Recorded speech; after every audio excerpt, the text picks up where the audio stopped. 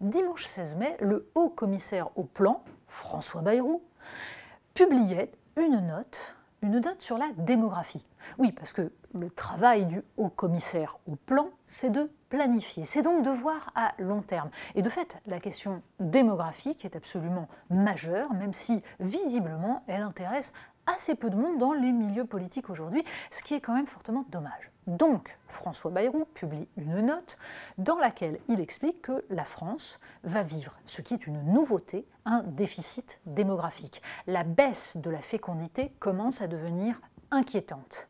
2 solutions, nous dit-il.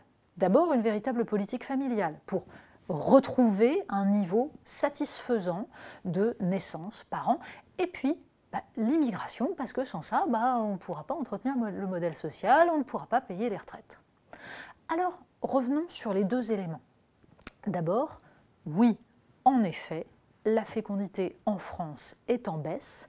Elle l'est encore plus avec le coronavirus et le déficit de naissance pour assurer le renouvellement des générations est de 40 ou 50 000 enfants par an, ce qui commence à devenir profondément problématique. La question est de savoir à quoi on attribue cette baisse des naissances.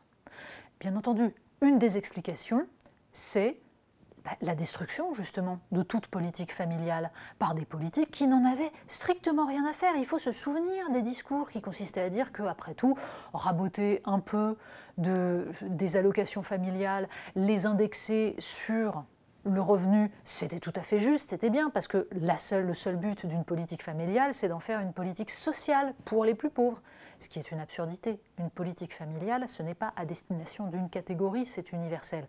Cela dit, le problème est moins les allocations familiales, qui, en effet, pour les classes favorisées, ne changent pas grand-chose, que le quotient familial.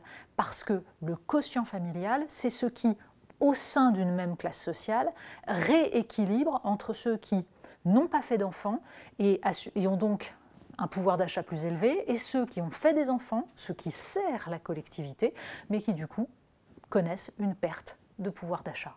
C'est ça le but du quotient familial. Or, le quotient familial a d'abord été raboté par François Fillon, Premier ministre, puis par, évidemment, François Hollande et toute la gauche qui considérait que ça bénéficiait aux riches. Mais pour autant, est-ce que c'est vraiment ça la cause de la baisse de fécondité en France? Il y a aussi des questions culturelles qui sont beaucoup plus problématiques.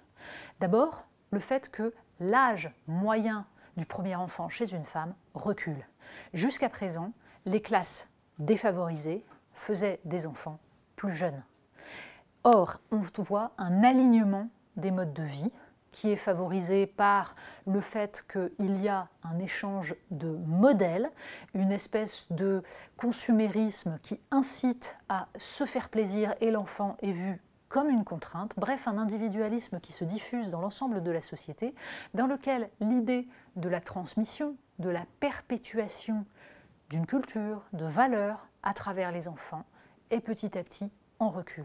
Deuxième point, tout simplement une forme de dépression française. Ne faut-il pas se demander si la crise que nous identifions tous depuis des années, crise démocratique bien sûr, mais crise économique, crise culturelle, angoisse, ne finit pas à un moment donné par agir sur la foi en l'avenir et donc la volonté de faire des enfants. Auquel cas, il va falloir beaucoup plus que quelques mesures, même si elles sont absolument nécessaires, et de fait, une politique familiale fiscale et une politique sur l'aide pour les femmes qui veulent travailler sont absolument essentielles. La réussite du modèle français, c'est ça, les femmes peuvent travailler et faire des enfants en même temps.